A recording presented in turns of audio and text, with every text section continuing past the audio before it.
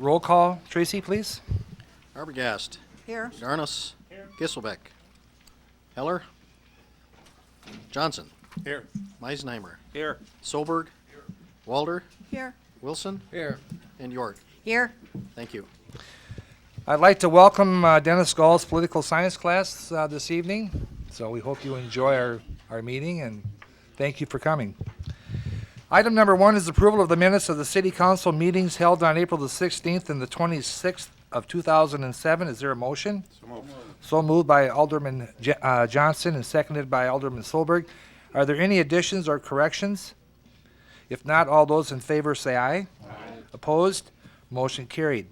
Item number 2 is the application to transfer of a package off-sale liquor license from JML Incorporated, doing business as the liquor store, which is inactive, to JML Incorporated, doing business as the liquor store, at the same address and legally described location.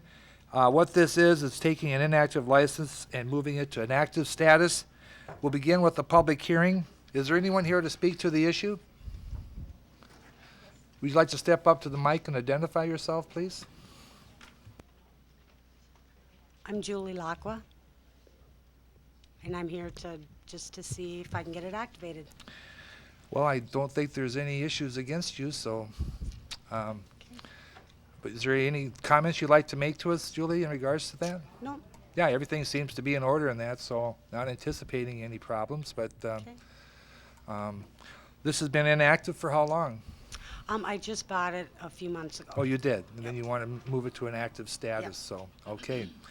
Very good. Is there any particular things you'd like for the council to know when we go to council action? Nope, Okay, very good, thank you. thank you. There's On a, for the next thing, too. oh, sure. Just wait. Does anyone in the council have any questions for Ms. Julie? Is there anyone else in the audience that would like to address the issue? If not, then we'll close the public hearing and go to council action. Motion to approve the transfer. Motion to approve is by Alderwoman York. Is there a second? Seconded by Alderman Wilson. Any further discussion or questions? If not, all those in favor say aye. Opposed? Motion carried. Item number 3 is the application for transfer of a retail on-off sale malt beverage license from Eric West, inactive, 864 Hidden Valley Drive, Watertown, South Dakota, to Julie Lacqua, inactive, at the same address in legally described location. And we'll begin with the public hearing. And again, Julie, you'd like to make some comments? Yes, we just want to transfer it back to my name because after 2 years inactive, you have to use it or lose it. So I just want to transfer it back to me because we don't have a use for it at this time. I see. Very good. Any questions from any of the council members to? Is it legal to transfer it back and forth without using it? Stan? It I is? think so. Any other questions for Julie? Is there anyone else in the audience that would like to address the issue? If not, then I'll close the public hearing and go to council action. Is there a motion for the approval of the transfer? So moved by Alderman Meisenheimer. Is there a second? Seconded by Alderwoman Walder. Any questions or discussion? If not, all those in favor say aye. Opposed? Motion carried. Item number 4 is the annexations related to the First Avenue North Extension Project, and I'll begin with Stanton. Thank you, Mayor. I don't have a lot to say. As the council is aware, these are the 3 principal pieces of property the city needs to obtain to accomplish the First Avenue North Extension, which we've visited about on many occasions. Tonight, we have the 3 petitions for annexation.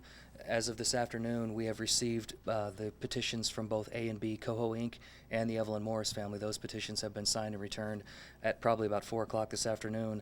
Counsel for Glacial Lakes Capital told me that the documents have been delivered, and he presumes they've been signed. They just haven't been express delivered to the city. So it'd be my recommendation that you take action separately on all 3 annexation petitions, but I would recommend that you approve them all. Thank you, Stanton. We'll begin with number A, which is Coho Inc., resolution number 07-25. Is there a motion for that? So moved by Alderman Garnis. Is there a second? I'll second that. Seconded by Alderwoman Arbogast. Any further questions or discussions? If not, all of those in favor say aye. Opposed? Motion carried. Going on to number B, Evelyn Morris, resolution number 07-26. Is there a motion for the approval? So moved. So moved by Alderwoman Walder. Is there a second? Second. Seconded by Alderman Wilson. Any questions or discussion? If not, all those in favor say aye. Opposed? Motion carried. The last one, Glacial Lakes Capital Incorporated, resolution number 07-27. Is there a motion for the approval of the annexation?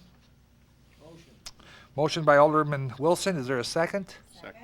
Seconded by Alderwoman York. Any questions or discussion? If not, all those in favor say aye.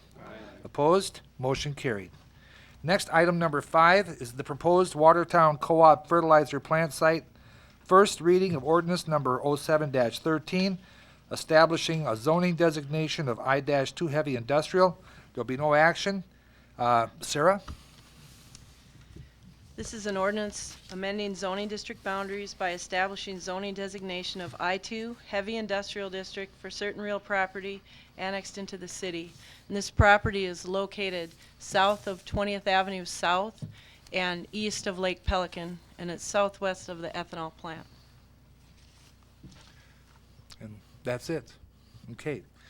That will be on the May 21st then for the second reading and public hearing and council action. Correct. Okay, very good. Thank you, Sarah. Next, we'll move on to number 6 is the Slominski edition. And Sarah? I'll bring a picture of the plat up here.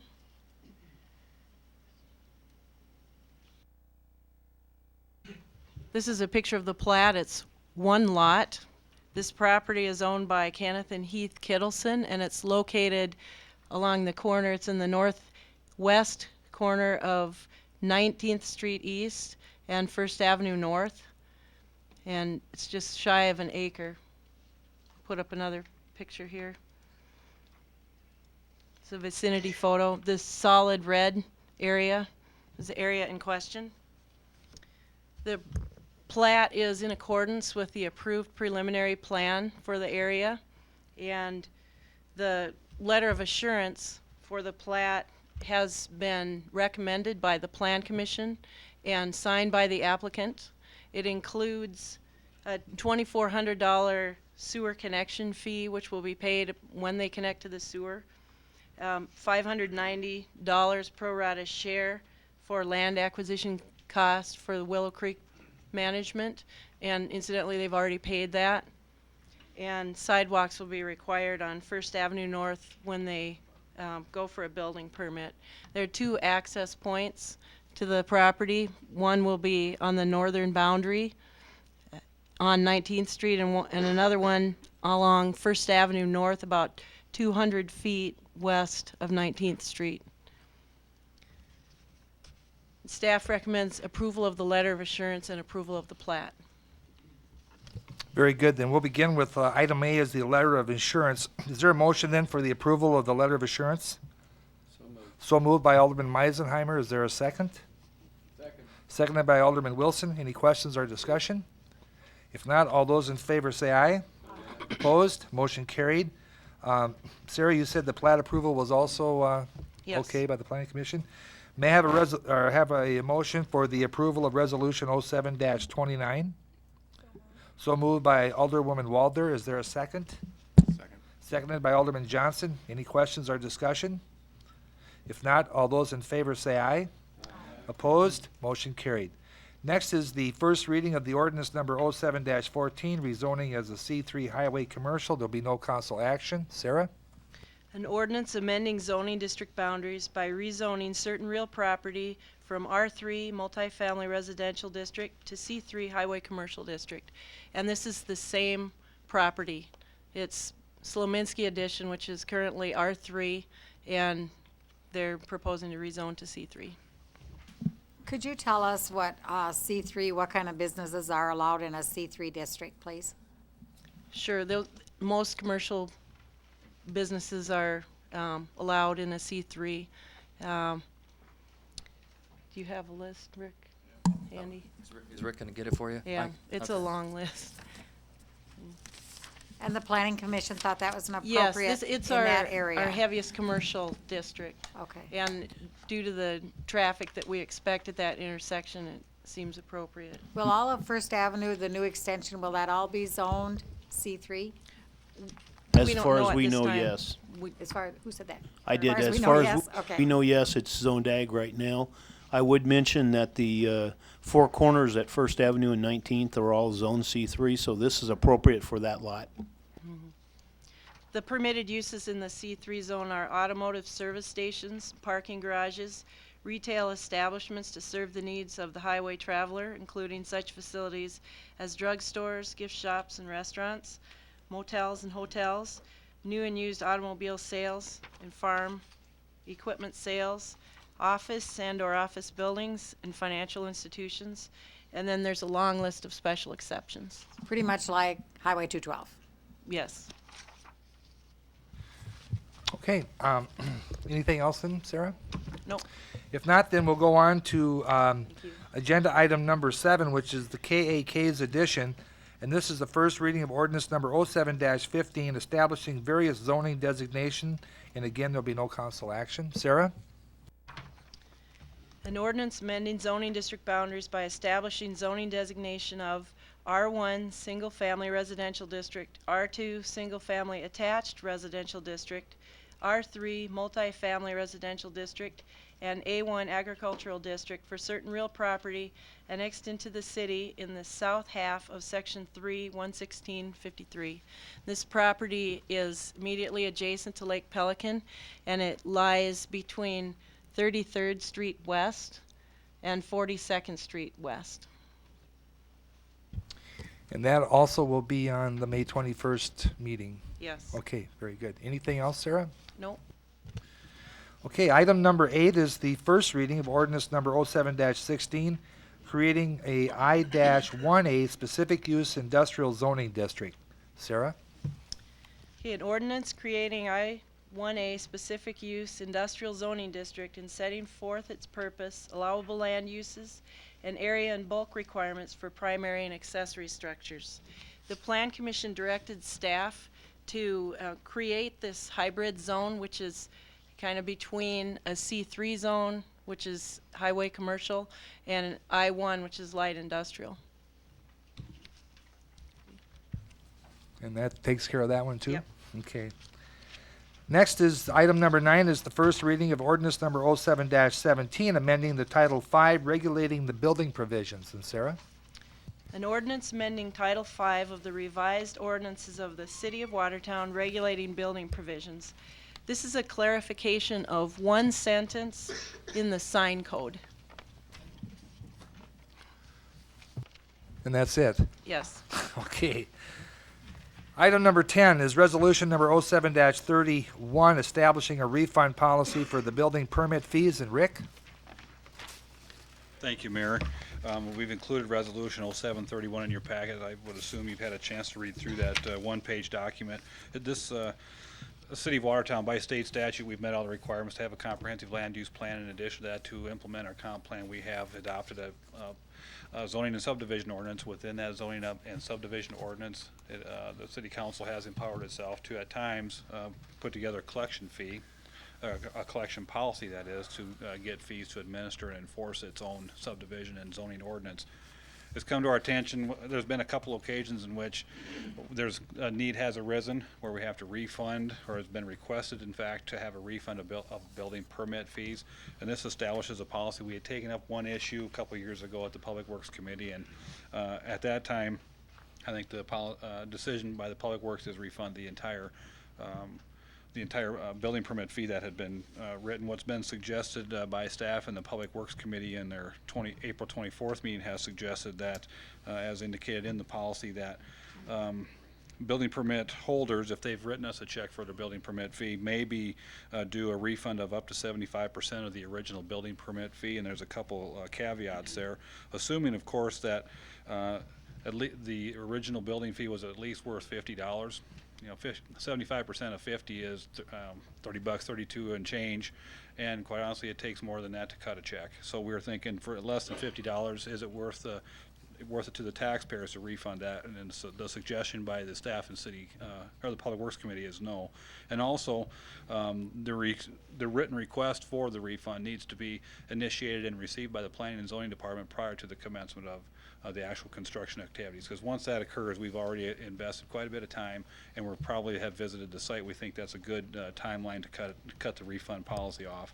This policy is not intended to address some of the issues that might come up. We've had some applicants where we've actually processed up to, well, several anyway, building permit applications never having received a building permit fee because we're playing a what-if game. That is not the intent of this resolution, and this policy is not intended to address that. So we'll kind of keep an eye on that and see if that becomes an issue.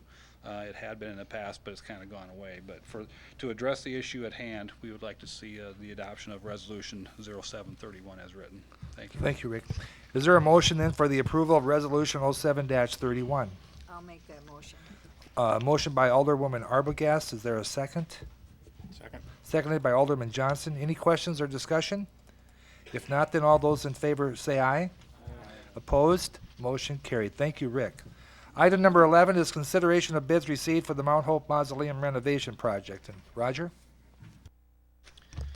Handed out just prior to the meeting a bid tabulation form for the bids that we received on May 3rd. Unfortunately, we only had one bidder for the mausoleum restoration project.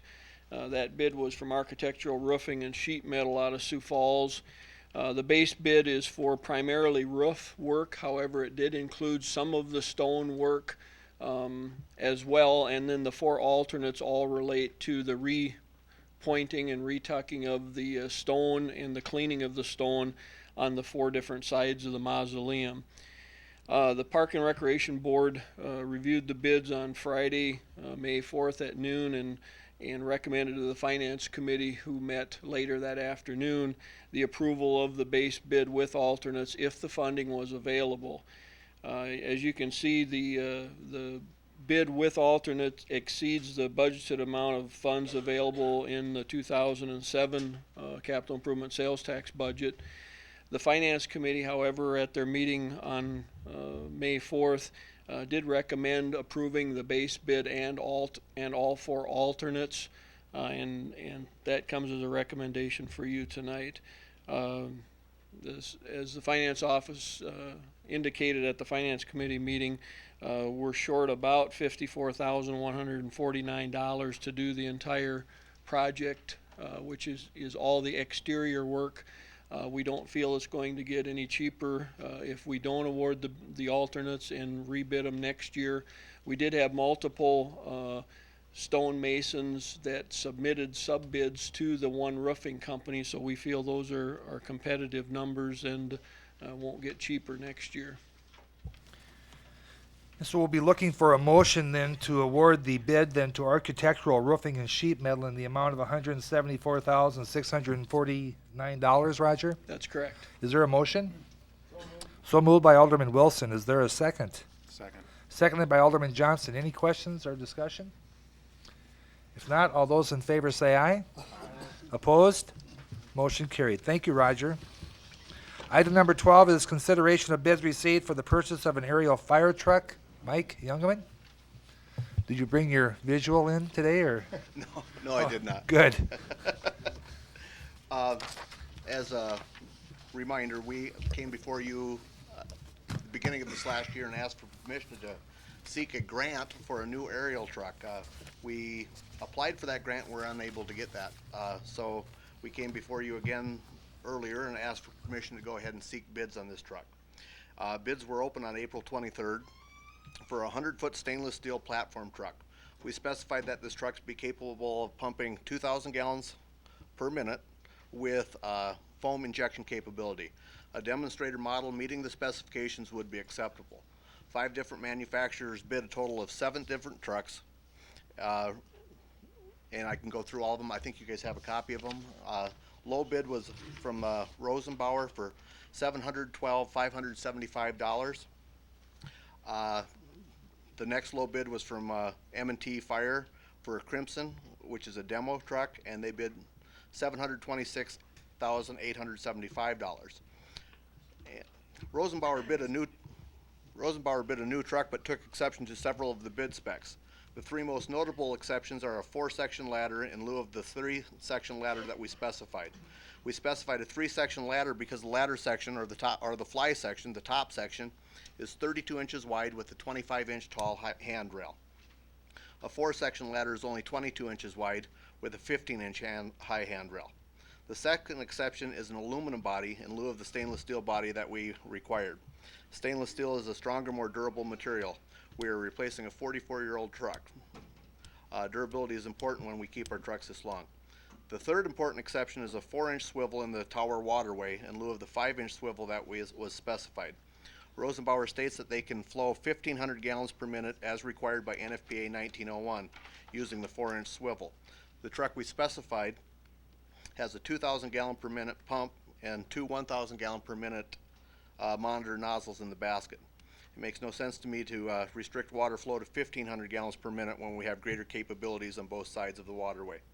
And NFPA 1901 is a minimum standard only. It is my recommendation that the City Council reject Rosenbauer's bid and accept the next low bid from M&T Fire and Safety Incorporated for the demo Unit 1, which meets our specifications, in the amount of $726,875. And this comes with the recommendation of the Finance Committee. If there are any questions, I'll try to field them at this point. Now, that does include us trading our old one in. That is correct. Okay. They have offered $5,000 for a trade-in. And what is your recommendation as far as paying for this, Mike? Well, we discussed that at the finance meeting, and I would like to let Tracy step in if that would be all right with you. Okay. Tracy, you have a better grasp of it. So. Tracy? Right, the bidders were asked a couple different alternatives in terms of the options that the city could exercise in payment for a new truck. The first option was for just an outright cash purchase of the equipment. The second alternative was to bid annual installment payments over a maximum of a 10-year period. And the recommendation of the Finance Committee, after discussing the two bids submitted by M&T Fire for the truck that Mike is recommending, is to go with the installment payment option, which is an $81,417 payment that would be due upon delivery of the truck, and then an identical amount due each year thereafter for the next 10 years. There'll be a total of 11 payments of $81,417. And incidentally, that translates to about a 4.46% interest charge on those payments. So it's a pretty reasonable financing rate for the city. Okay, I would ask for a motion then to that effect. So moved by Alderman Wilson. Is there a second? I'll second that. Seconded by Alderwoman Arbogast. Any further questions or discussion? Just a comment, and that is, we've got a 44-year-old truck that, if it comes to a fire right now, would be questionable whether it would be effective through the whole fire. And with the addition of the ethanol plants and other buildings in Watertown, I think it's pretty imperative that we have an aerial truck that we all can depend upon. Thank you. Also, I think it should be noteworthy that the existing truck is not even certifiable anymore. That is correct. One thing I'd like to add is, when my dad was fire chief, 44 years ago, he bought this truck, and I can remember him saying, "Oh, I got to go to the city council and get on my knees and try to get this fire truck," because 44 years ago they didn't have the tall buildings we have today. So that's just kind of interesting that it lasted 44 years. It looks like brand new, but it isn't functional. So. That is correct. Mm-hmm. And that's probably the biggest number I'll ever say to you. Well, I don't know that. That's a really big number. And also, Trace, I think we should want to let the people know that the rationale for the payment as opposed to lump sum is that we can perhaps make more in our holding our money back than just going and paying it outright. Is that correct? That's correct. At the 4.46% rate that we'll be paying as an effective interest rate on the installment purchase option, that certainly is considerably less, certainly than what we're earning today on our investments. I guess I can't promise you that's going to hold true for the next 10 years. I don't think anybody can certainly make that promise, but there's certainly a strong possibility, I believe, that it's going to end up saving the city money in the long run. In fact, if rates do stay stable for the next 10 years, I've calculated that the savings, present value savings, would be almost $23,000 for the city. Thank you, Tracy. Any other questions or discussion? If not, yep. Is there a prepayment penalty? There's no prepayment penalty called for in our contract. Any other questions? All those in favor say aye. Opposed? Motion carried. Thank you, Mike. Thank you. Item number 13 is discussion regarding the creation of a Home Rule Charter Commission. And Alderman Johnson, you wanted to lead us on that? That's correct. Tonight I'm asking the council's blessing to begin drafting an ordinance that would result in the creation of a charter commission. The commission is authorized under our Home Rule Charter, and essentially its responsibilities would be to just review the government as we have it right now, and take a look and see if everything's working fine, and see if there's any recommendations that for changes that should be made. The the charter is a living document that merits periodic review, and I think we've entered into this process about 6 years ago, give or take a little bit, with the Chamber of Commerce when we asked them to begin looking at forming a home rule charter. That charter commission came back with a proposal that the voters approved and took us to the home rule charter that we have today. I'm asking that we consider creating the commission again in cooperation with the chamber. The ordinance itself, which we would draft over the course of and hopefully have back in a couple of weeks, would spell out the size of the charter and the membership and the mission and so forth to aid in the appointment and everything. But in essence, the commission would be able to take a look at everything from the size of the city council to the mayor's role, whether we want to consider city manager, any of those types of things. And it may be full and well that the commission would come back and say, we like the government as it is today.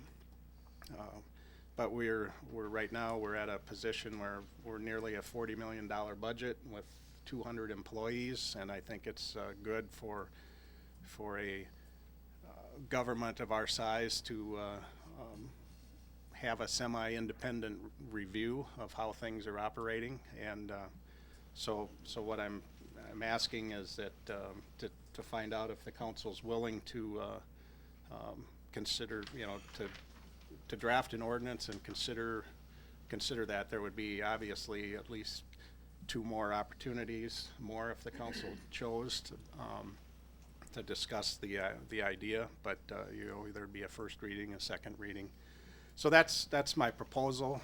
The Chamber of Commerce, I know, is here. Jim Roby, who headed was the president of the chamber the last time when they did the charter, and Brian Kindop, who is the current president, and John Redlinger, the executive officer of the chamber. They've expressed willingness to be a part of it. I asked them whether they would help facilitate something like this, and they said that they would play a role if we choose to ask them to do so. But everything is in the council's hands, whether we proceed with something like this, and so I offer that as a proposal, and would love to hear any thoughts or some direction as to proceed with drafting an ordinance. I have just a couple of comments. Been thinking about a lot since we put this on the agenda. It would have been kind of nice to have it go through the council so we could have all been enlightened a little bit before we did anything. I never think it hurts to talk about things, but at the same time, the council doesn't have a real good track record the last few things that we've initiated ourselves. I'm thinking number one of the sidewalk ordinance, went through a whole lot of steps, finally ended up going to an election, cost the city quite a bit of dollars, and we ended up back at square one. Public didn't like our idea. The next thing was our sign ordinance. Came from the council, came from a couple people, had an idea that maybe our signs weren't too kosher in Watertown.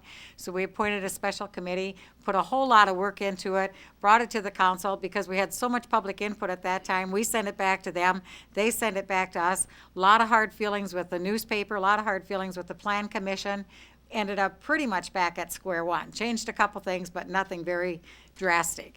So I don't know, we don't have a real good record of bringing forth those ideas. I would like to not make any kind of decision tonight. I would like to hear if the public really thinks something like this is something that we want to go through again. Do we want to go through all the steps, have a committee put a whole lot of work into it, probably end up with an election, which would be expensive to the public? I'd like to know first what the people are thinking before we start this up again. Just an opinion. Anyone else has any comments on the council? Yes. Yes. Your Honor. Yes. I'm not opposed to a charter review. What I am concerned about is we've only heard one side of the proposal, and we've had no opportunity to hear any of the opposition to such a proposal. We do know, at least, that the purpose of this commission would be to change our form of city government to a city manager form of government. And at this point, the experience I've had with city managers has not been that good. In first place, they're very, very expensive. Second place, the ones I've known hardly got on the job before they were looking for another position elsewhere. Therefore, Your Honor, I would move that this discussion be tabled until the 1st of July, our first meeting in July. Before we table that, I'd like to I'm hear some sorry, other it's gone discussion. too late. There's a motion for a table. Is there a second? Seconded by Alderman Meisenheimer. All those in favor, say aye. Opposed? No. Roll call, please, Tracy. Okay, on the motion to table the discussion on the Home Rule Charter Commission, we begin with Alderwoman York. Aye. Arbogast, Yes. Garnos, Yes. Johnson, No. Meisenheimer, Yes. Solberg, Yes. Walter. Yes. Count 6 in favor. Oh, excuse me, Mr. I'm Wilson. sorry, Wilson. No. 6 in favor and 2 opposed. Thank you. Moving on to item number 14 is Accessible Space Incorporated's Watertown Supportive Housing Development. We have Tim Mowbray here, who is going to make a request for city endorsement and letter of support under A, and B is a request for pre-development cost assistance of $20,000. Tim? Thank you, Mr. Mayor, members of the City Council, for giving me a few minutes on your agenda tonight. My name is Tim Mowbray. I'm with Accessible Space Incorporated out of St. Paul, Minnesota. We're a national nonprofit that builds and develops affordable, accessible housing. And we're looking at Watertown, South Dakota as a site for a 19-unit, 100% accessible, affordable building for people with physical disabilities. This building would be built in accordance with your multifamily housing ordinance. We looked at some land today and are ready to make an offer on the land. I failed to mention, we're in a very short period of the federal government of a grant to get money to build this building. The building would be done through a mortgage with the U.S. Department of Housing and Urban Development for $1,679,000, and we would get an immediate rental assistance contract for $152,000 to provide rental assistance for the apartments. we're looking at 15. Yeah, Rick is going to put up a copy of a fact sheet, and I'll leave some here, as well as some copies of brochures of similar buildings and our annual report. In working with HUD, one of the things that we need to have is a letter of support from the city for this type of project. I've met with your Public Housing Authority Administrator, and she's offered support in terms of a letter that would go with the application. And we've met with a couple of the disability groups in town in terms of receiving some support. So asking the city to support the project, one with a letter authorizing the mayor to provide a letter of support, and second, we're asking for a $20,000 pre-development grant from the city, and that shows the financial participation that HUD requires. That would be split into two pieces. One would be a $5,000 payment in the application process this year in '07, and the second would be a $15,000 payment contingent upon approval of the application by HUD, and that happens in October or November, and we would look for those funds sometime after the 1st of '08. Tim, are you a nonprofit Yes, organization? we're a 501c3. Okay. And at the end of the, 20 years, do you actually own the building then? It's actually at the end of 40 years we own the building. At the end of 40 years? Correct. Okay, very good. It's paid out in the form of a grant, and they put a mortgage on the building and do an annual forgiveness of debt in lieu of payment. Okay, very good. Well, we'll begin with number A as a request for city endorsement and letter of support. Is there a motion? So moved by Alderman Meisenheimer. Is there a second? Seconded by Alderman Solberg. Is this gone Any through questions? finance? Is this all gone through finance? No, this has not gone through finance. Are we spending $20,000 ultimately? Tim, what was the reasoning that you wanted to come before the council instead of the committee? Was there a time element involved? The time element is that the grant period is only open for 7 weeks with HUD, and we're into week 4 of the grant period, and so there is basically no time to do much other than Show go for up. the project. Okay. But the city is spending $20,000 on this. It's No, we've not spent anything. I believe But that. I know, but that's what you're asking for tonight, correct? Right, because of the time restraints, with HUD opening this up, Mrs. Crumwoody and Mr. Tesh both attended and asked if we would consider doing this. And so it's the council's call, so. Does that money come back to the city? Is that- The money would come back to the city if you choose to have property taxes paid by the project, yes. That's how it would come back. Oh, okay. If I can And just ask, finance hasn't had a chance to discuss this. Why just do for we a have point of committees anymore? clarification. Nancy, as I said, the reason why it didn't come up I in know. finance is because there was the time element that it wasn't I working in. I understand what you said, but we could have started the process sooner, could we have not? Yes? I said we did have a special finance meeting, but it wasn't on that agenda on Friday. Right, because this has never been discussed. Yeah. Tracy has some. Yes, Okay, Tracy? Trey. Just a point of clarification, that if you're taking action on item 14A, that does not include the appropriate, or the spending of the money, as I understand it, unless the folks that made the motion want to change that, but that was the intention of the way the agenda is set up. And was it 5 that you needed right away and 15 later? Is that what you said? Right, it would be 5,000 in the application period, and then 15,000 if the application's approved by Very HUD. good. So it's a $5,000 at risk, right? And then if it wasn't granted, it'd come back to the city, is that correct?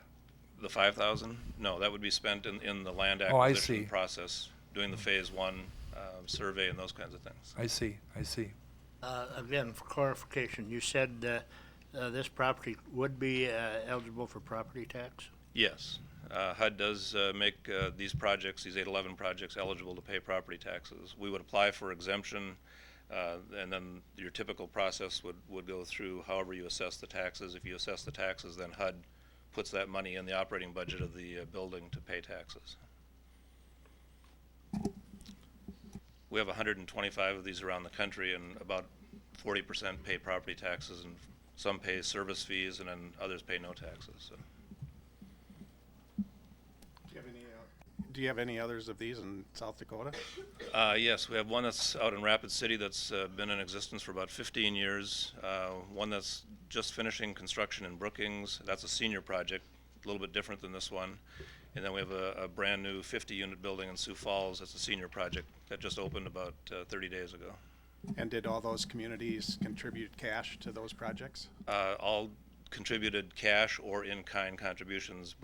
Brookings waived fees, service fees, hookup fees for utilities, and that type of a contribution, right? I seen Mrs. Shriver come in. She's a kind of our Watertown housing expert. Do you have any words for us, Linda, at all? Sorry to put you on the spot back there. The way that I understood this Probably should come up to the mic, I bet.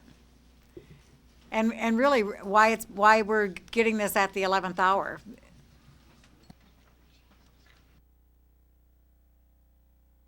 Tim, correct me if I'm wrong, but wasn't there a go-around of money for this type of project, and then it wasn't all spent for our region, and you received a phone call from Denver, our regional office, saying, there's a little bit of money left over, we like your firm. Is there 19 units that were available through the Denver HUD office? Okay, there are 19 units that were available, and Mr. Mowbray came to Watertown probably about a year ago and was interested in doing a senior project and met with some of the housing people and people that dealt with seniors in Watertown and low income or moderate income, and we told him at that time we had enough. We didn't have long waiting lists. We didn't have one at the high rise. We had the tower. We had Jenkins Town View, and we had a lot of projects that were owned by, what's his name from Brookings? Well, Mills. no, Costello Sioux Falls. Mills. Harvey Mills. And so, but we did tell him what we really needed, other than affordable family housing, which I've talked to you all about before, was housing for either mentally disabled or physically disabled, because we didn't have any housing in Watertown specifically for those two types of people that was according to their income. And so when these 19 units became available, Mr. Mowbray came back to Watertown and met with Linda Yager, I don't know if she's here, Carrie Crumwitty, Jim Tesh, and myself, and we're really excited. We said, you know, are there people that need this? Are there a lot in Watertown that need this? Well, if they aren't here right now and need it, they sure will come. You know, you build it and they come. And if they live here now and you don't have it, they leave. Sioux Falls has a physically disabled unit in Sioux Falls, maybe even more than one, maybe two, and they're full with about a 2 or 3 year waiting list. So I think this is a wonderful opportunity for Watertown for a very small amount of money. Dennis, you have a comment? Yeah, I have a question. In the in-kind transfer and that you had with one of the communities, if we were to do that and a building project did not go forward, then we wouldn't really be out any money because we would not do the in-kind water hookups, the gas, sewer, that type, correct? Right. The 15,000 would come in the second phase after the project's been approved by HUD, and that money would be used to do the preliminary drawings, get all of the approvals through planning, and all of that. The way that we would work it in terms of in-kind would actually then be looking at asking, and I don't know how your utility commission works here. If it's Brookings had a separate utility commission, they waived the hookup fee for utilities.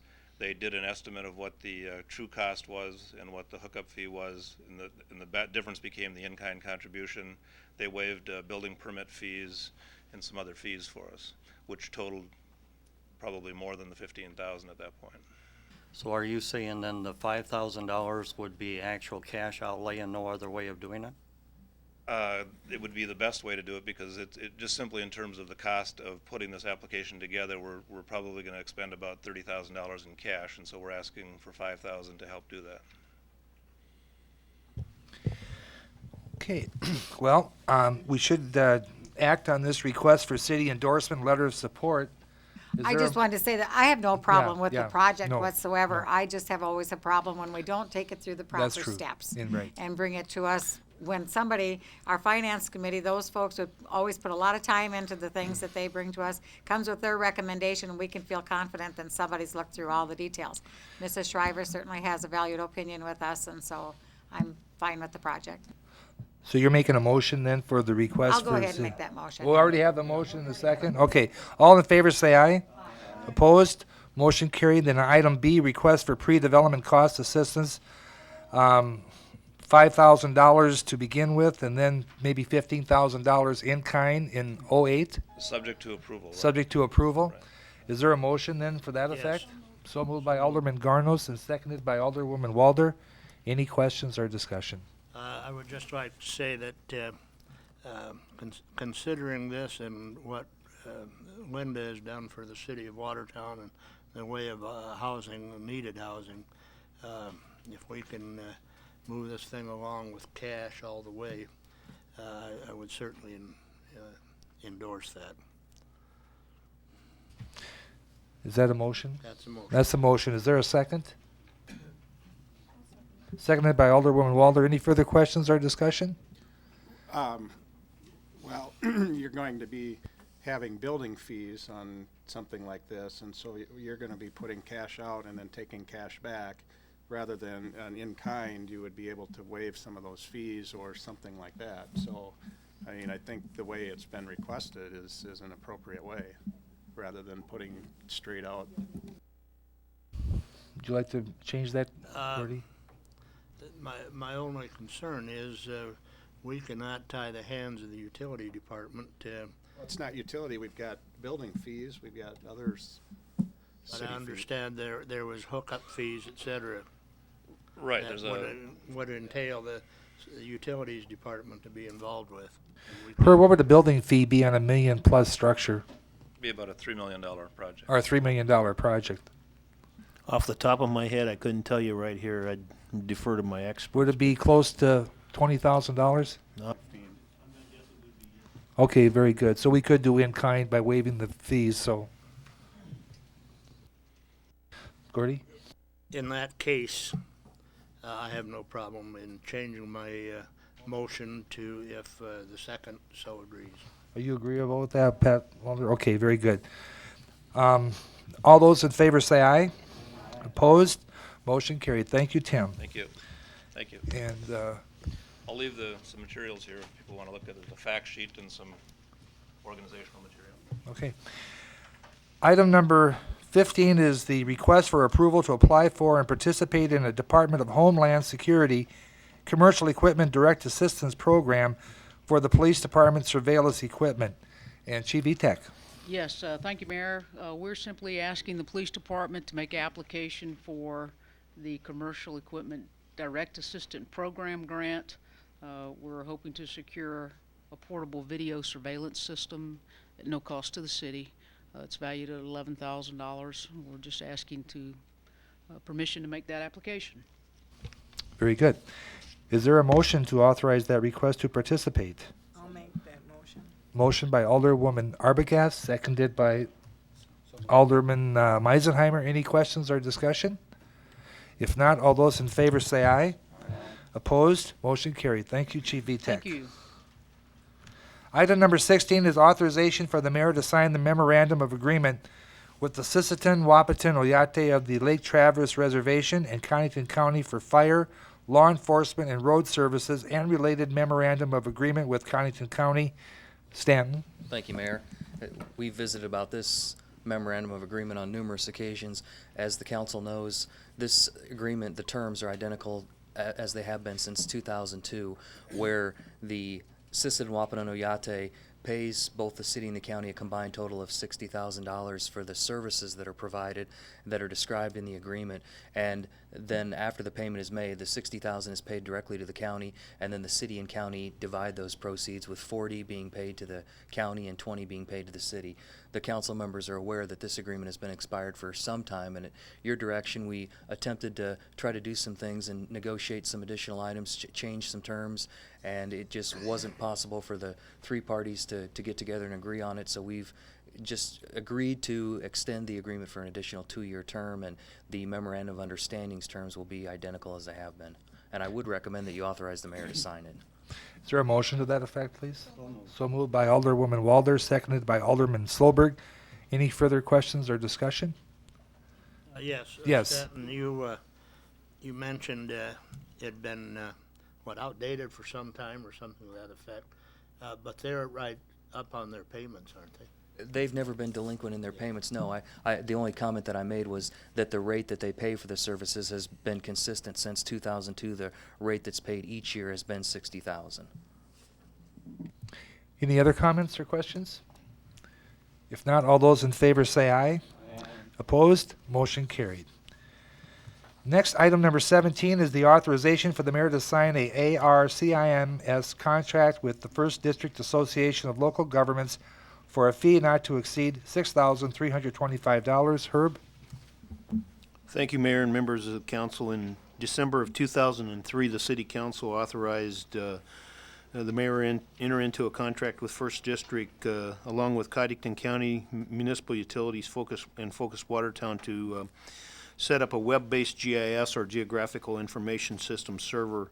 What this server allows for is multiple user access all over basically the county without each agency having to purchase individually ArcIM or ArcView GIS software, which runs at $1,200 a license to access a GIS, and it also allows for First District to provide ongoing maintenance. They're our resident GIS expert in the area, so it just seemed to make sense back then.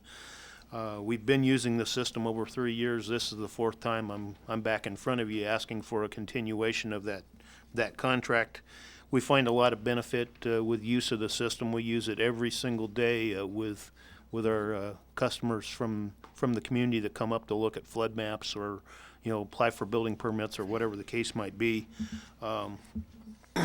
I've left a copy of the letter agreement at your desktops. The agreement covers for annual internet access, system and software maintenance and updates, and also provides First District some support to customize, operate, and maintain that website. The total annual cost for everybody is $14,040. The city's been participating at a 45% cost share, or $6,325. We have sufficient funds in our GIS budget to cover this cost. Again, like I said, this is the fourth time that I've been here asking for approval of the same amount of money. So in discussion with the Public Works Committee, they were of the agreement that we probably ought to ask for this contract to be continued. If it stays at the present rate or doesn't increase much, I say less than 10% for 5 years, allow the mayor to continue signing for the next 5 years without having to come back every year and get the same okay. So with that, I'd certainly recommend approval, as does the Public Works Committee, and ask for a motion for the mayor to enter into this agreement. Is there a motion to that effect? So moved by Alderman Meisenheimer and seconded by Alderwoman Walder. Any questions or discussion? If not, all those in favor say aye. Opposed? Motion carried. Thank you, Herb. Item number 18 is a approval of the proposed scope of work to update of the city's ADA accessibility locations, curb ramps, to be completed by the First District Association of Local Governments for a fee not to exceed $6,000. Dave Peterson? Good evening. As you're probably aware, the city has been directed by the Federal Highway Administration to conduct a self-evaluation of the city's sidewalk system to determine where curb ramps and other pedestrian accommodations are needed, and to prepare a transition plan for bringing them into compliance. First District Association of Local Governments did a sidewalk survey for the city in 2001, and we have asked them for assistance in gathering field data on curb ramps. They have given us a proposal to field verify where ramps exist and don't exist, and to provide us with a GIS database, drawings, and a report. Their proposal is to complete the work by June 15th for a price of $6,000. We're asking for your approval to contract with First District for completion of this work. This comes to you with the recommendation of the Public Works Committee from their April 24th meeting. Is there a motion to that effect, please? I'll make the motion. So moved by Alderman Garnos. Is I'll there- second it. Seconded by Alderwoman York. Any questions or discussion? If not, all those in favor say aye. Opposed? Motion carried. Thank you, Dave. Item number 19 is authorization for the mayor to sign an amendment to the owner-engineer agreement with Scott Engineering for the Willow Creek Sanitary Sewer Lift Station Improvement Project. Dave?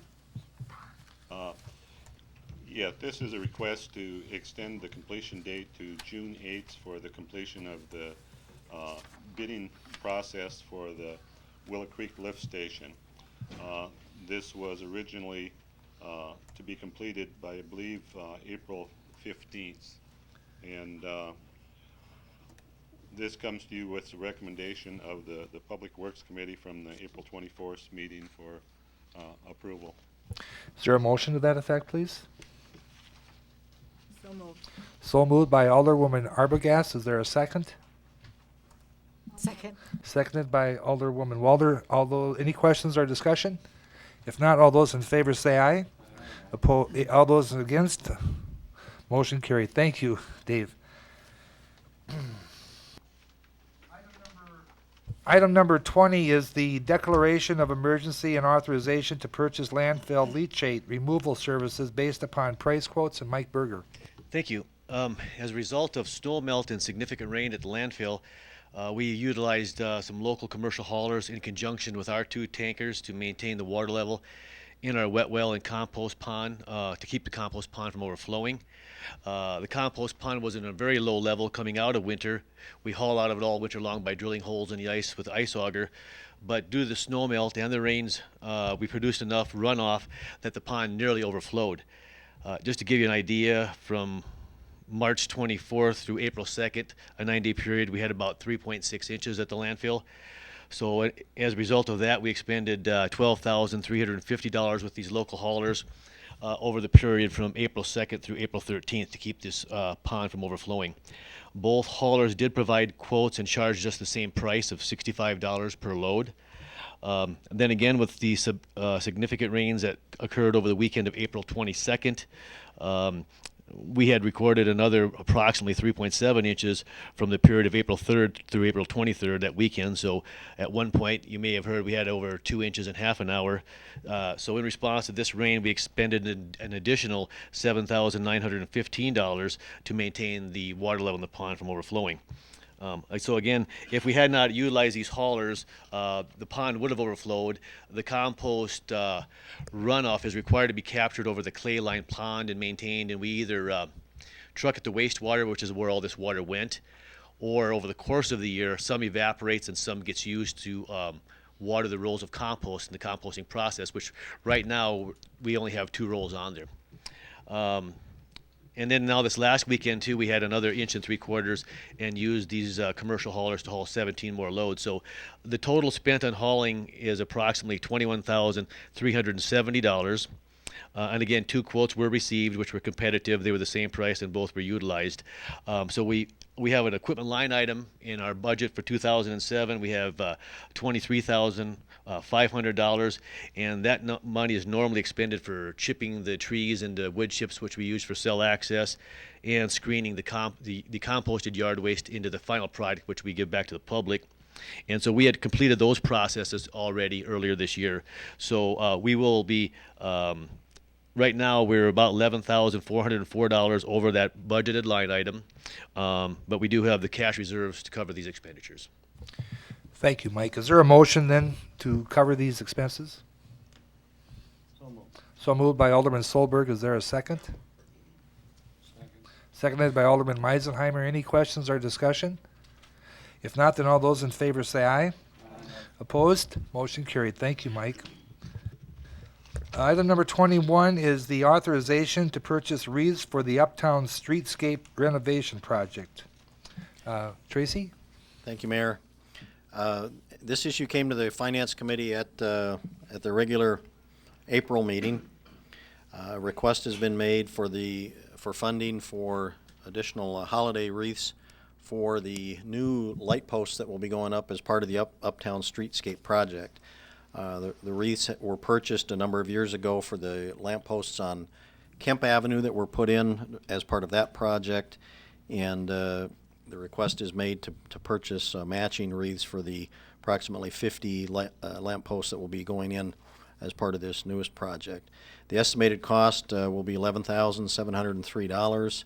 The recommendation from the Finance Committee is to authorize the purchase of those additional wreaths from the project budget, provided there are funds remaining in that budget when the project is completed, and if there are not funds remaining in the project budget, to authorize purchasing them using contingency funds. Is there a motion to that effect, please? So moved by Alderman Solberg. Is there a second? Second. Seconded by Alderman Johnson. Any further questions or discussion? If not, all those in favor say aye. Opposed? Motion carried. Item number 22 is the declaration of a surplus property and authorization for such property to be sold at auction, disposed of in the landfill, or sold at a private sale. And Tracy? Thank you. And you have in your agenda packet about 5 or 6 pages listing individual items that you're being asked to declare surplus.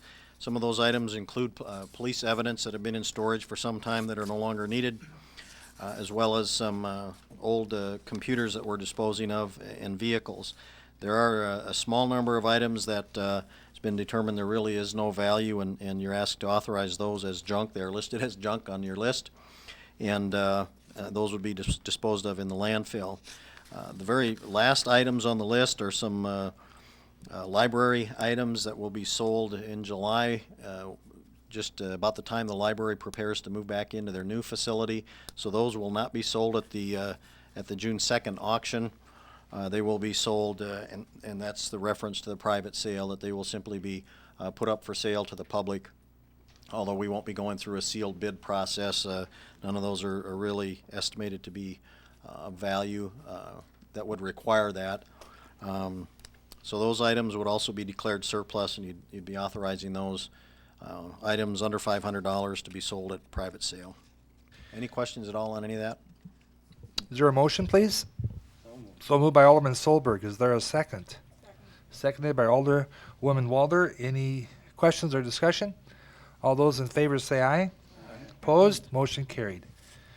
Item number 23 is the approval of the write-off of uncollectible ambulance accounts receivable in the amount of $9,553.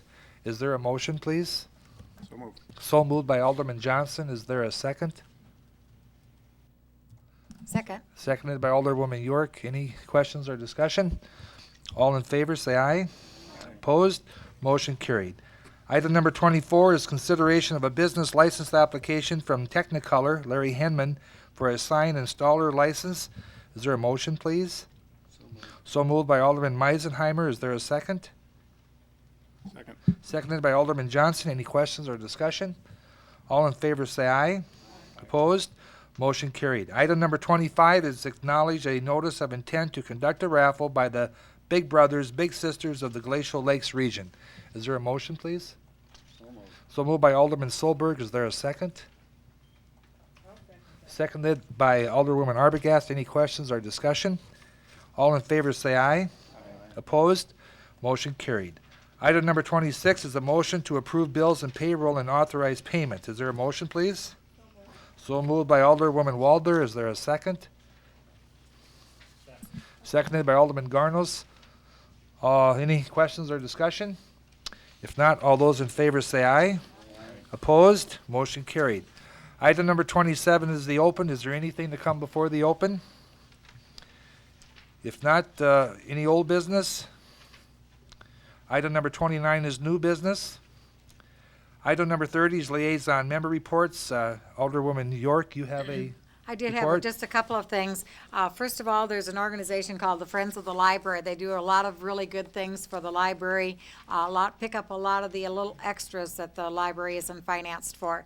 They had a book sale just recently and brought in over $4,000. So I think that group needs to be commended and recognized. They're a very worthwhile group to the to the library. Thank And you. to the Oh, city. And then I have one other thing. I see a couple of people here from a committee that is the Mayor's Committee on People with Disabilities. And if you have a fourth grader in the Watertown school system, they're going to be having a very special day sometime this week, and that's Barrier Awareness Days. Anybody that listened to What's Up this morning probably heard Carrie Cromready talking. She described it very well. And the fourth graders will kind of go through the steps in an hour of what it means to have some barriers in your life. And I don't know if, Carrie, do you want to say anything, or does that pretty well sum it up? Well, it's not actually one day, it actually. It's the whole week, yeah.